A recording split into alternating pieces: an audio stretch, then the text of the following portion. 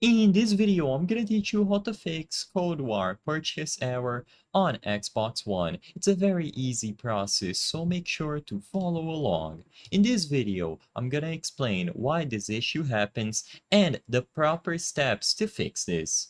So, if you try to launch any mode on Cold War on your Xbox One, such as the campaign, multiplayer, or even zombies, and you get an error on screen telling you that you need to repurchase the game, usually this is because you don't have the necessary files installed on your Xbox One console, even if it appears like you do. So to check this, go back out of the game, open the dashboard, and select Cold War from your game library. You will be able to select this option, Manage Game and Add-ons.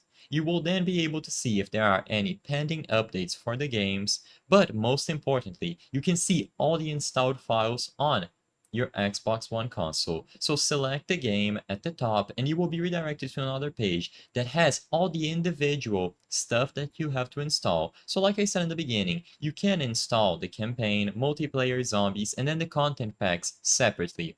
If you want to have all of it to ensure that you can play the game, just select the option Select All at the right side of the screen and then save the changes. Now your Xbox One is going to recognize that you want to install everything and every single necessary content pack will be downloaded.